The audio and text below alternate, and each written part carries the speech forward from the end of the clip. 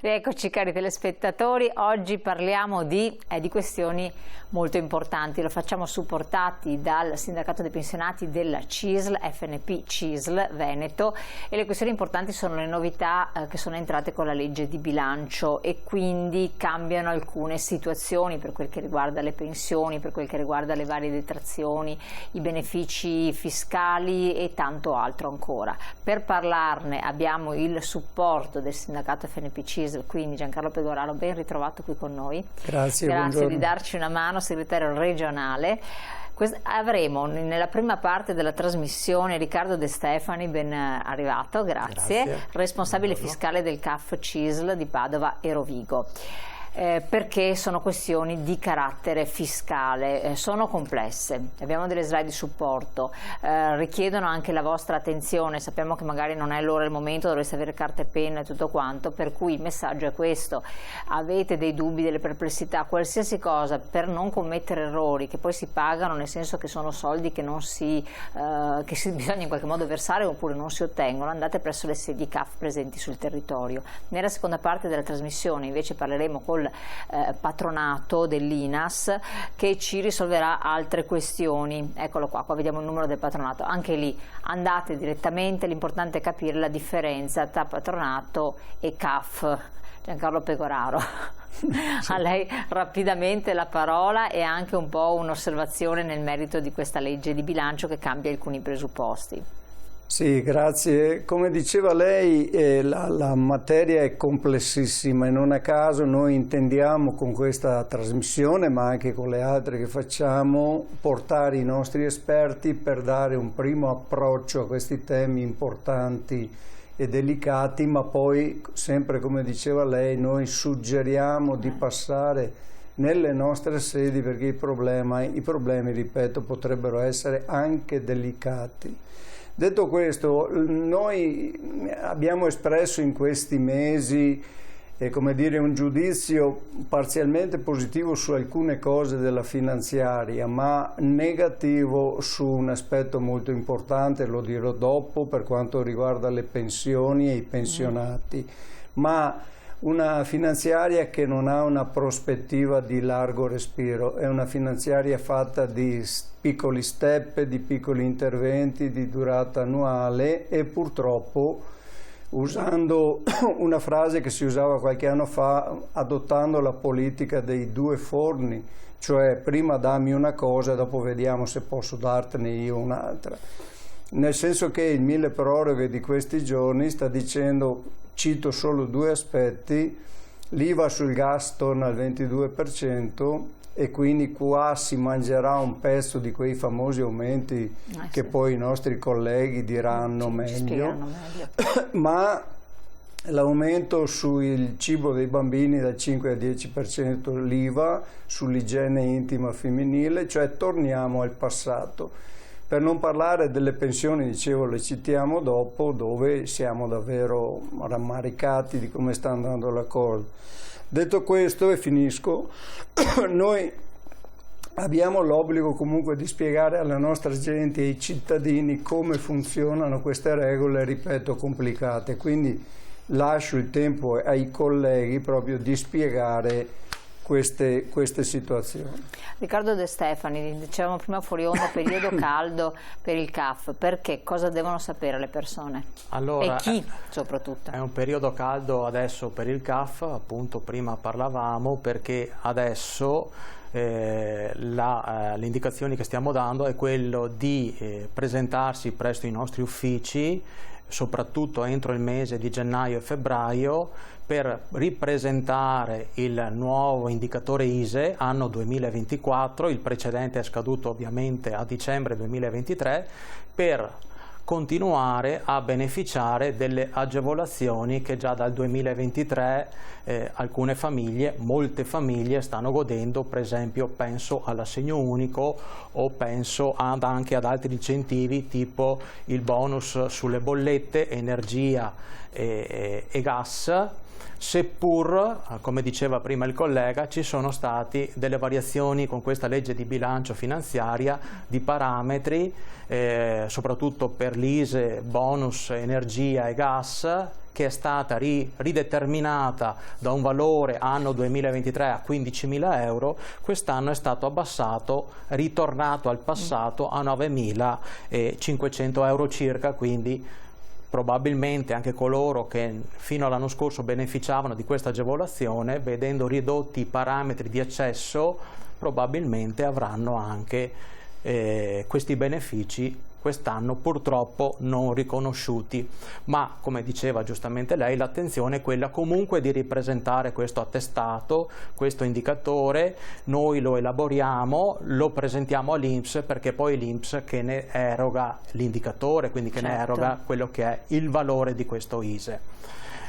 Ci sono state poi anche delle novità fiscali per quanto riguarda l'anno 2024.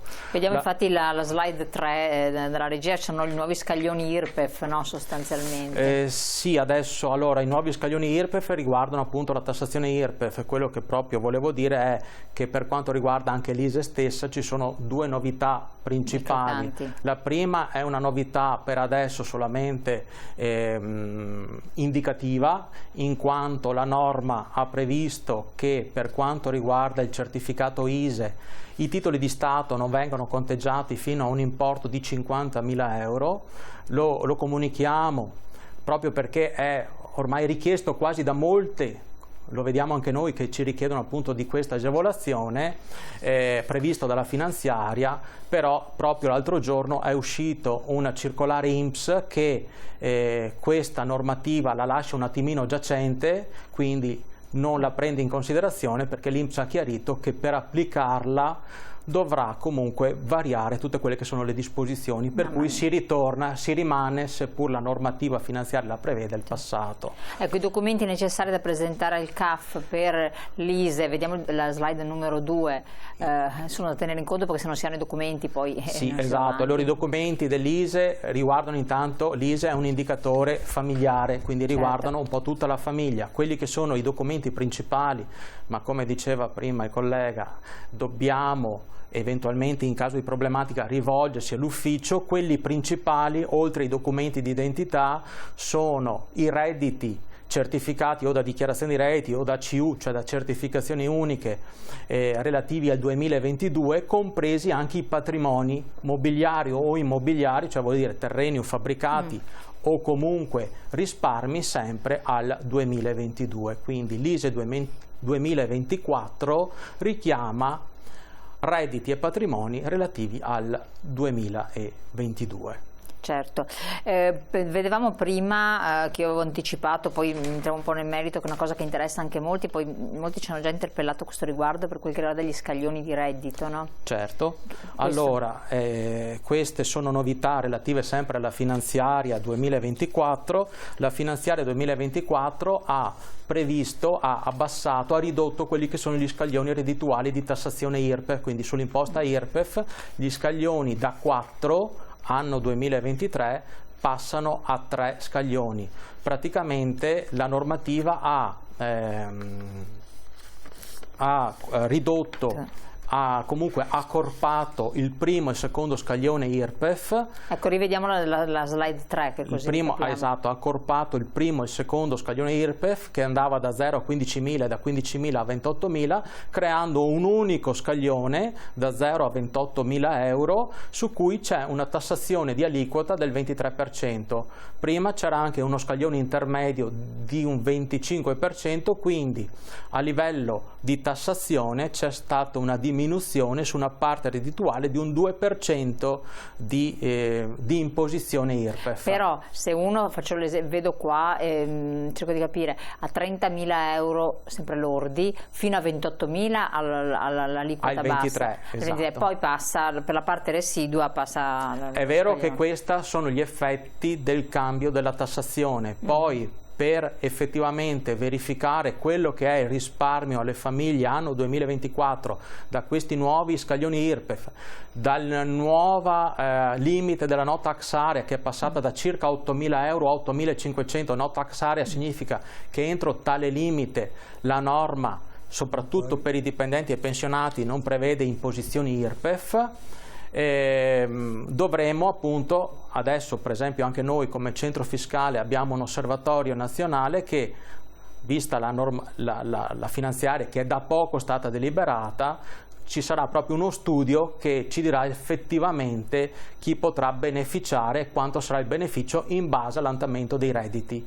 L'unico concetto per adesso che si è potuto studiare in maniera molto veloce ma non attentissima, proprio perché ci sarà uno studio approfondito, è che più alto è il reddito, meno sarà comunque l'agevolazione effettivamente. E anche minori detrazioni fiscali. E anche minori, esatto, benefici e agevolazioni fiscali. Le novità invece fiscali, vediamo la slide 4, poi vedremo anche la 5, quali sono principalmente? Allora, le novità fiscali relative alla finanziaria 2024 non sono molto, non ce ne sono molti di novità fiscali.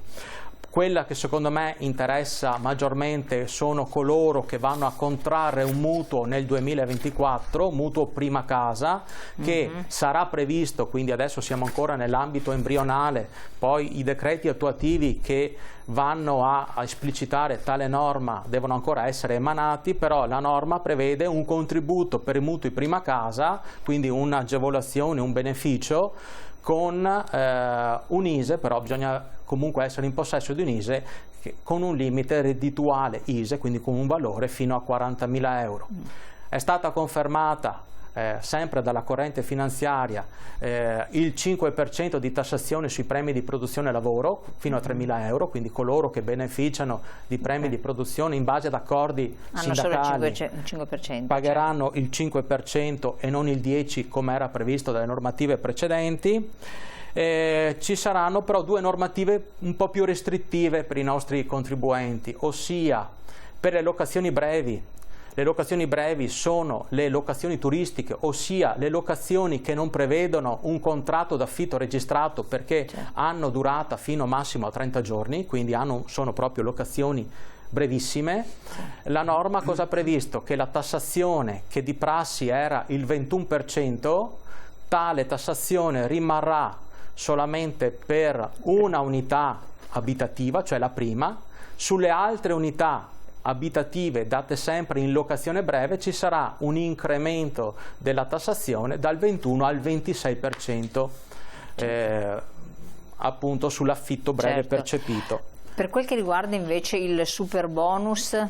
Per quello che riguarda il super bonus, la novità, quindi casa sostanzialmente, la novità, esatto, è quella che coloro che hanno goduto del super bonus 110%, cioè che hanno fatto lavori di efficientamento energetico sulle unità abitative in loro possesso, se le andranno a vendere entro 10 anni, la plusvalenza, quindi il guadagno che beneficeranno dalla vendita decurtato dal valore dei lavori svolti, dovranno dichiararla a reddito. Quindi ci sarà la tassazione degli immobili che sono stati oggetto di riqualificazione energetica. Per il resto sappiamo che il super bonus non c'è più e quindi questo è un dato di fatto, ormai penso che sia una cosa recepita chiara. Per le unità abitative, certo. Esatto, poi scende invece per gli edifici condominiali dal 70 al 65% poi nel 2025, superamento delle barriere architettoniche. Superamento barriere architettoniche, anche qua c'è stato un po' un taglio della normativa, in quanto le normative precedenti prevedevano che per i lavori barriere architettoniche, quindi per l'abbattimento delle barriere architettoniche, quindi il miglioramento della fruibilità di quell'immobile relativo a disabili, prevedesse una detrazione del 75% di queste opere. La finanziaria 2024 ha mantenuto il 75%, ma solamente per gli interventi relativi all'abbattimento delle barriere verticali, che sono per esempio rampe, che sono per esempio installazioni di servoscale o di ascensori. Tutti quelli che saranno gli altri elementi di barriere orizzontali invece vengono chiamati così in termine tecnico, per esempio il rifacimento, il cambio delle porte, delle finestre, dell'impianto elettrico, del bagno, si ritorna al 50%. Perfetto. Quindi. Ultima cosa, rapidissimo, vediamo la slide 9, pochi secondi, per le famiglie, congedi parentali, bonus nido, velocissimo. Allora, per quanto riguarda le famiglie, congedi parentali e nido, le indicazioni sono appunto quelle che anche per l'anno 2024 c'è stata una proroga rispetto a tutte queste normative. Serve il famoso certificato ISEE che abbiamo parlato appunto. Ancora di più diventa importante, esatto, assolutamente. Esattamente. E bonus in asili nido, incremento 2.100 euro anno per ogni figlio successivo al primo, giusto? Questa è l'altra novità importante. Detto questo, noi andiamo in pubblicità e adesso avremo invece il patronato ad indicare che siccome ci sono delle modifiche, ci sono delle cose importanti, si continua a ribadire il discorso dell'ISEE, andate al CAF e guardate un attimino prima con tutti i documenti necessari quello che può servire, giusto? Corretto. Allora Riccardo De Stefani lo lasciamo perché poi dopo la pubblicità rientriamo e sarà sostituito da Giorgio Crescenzi, responsabile INS CISL Rovigo. Grazie delle sue spiegazioni, della rapidità. Sappiamo della difficoltà del poco tempo a disposizione per dire tantissime cose. Ci vediamo tra pochissimi secondi, restate con noi.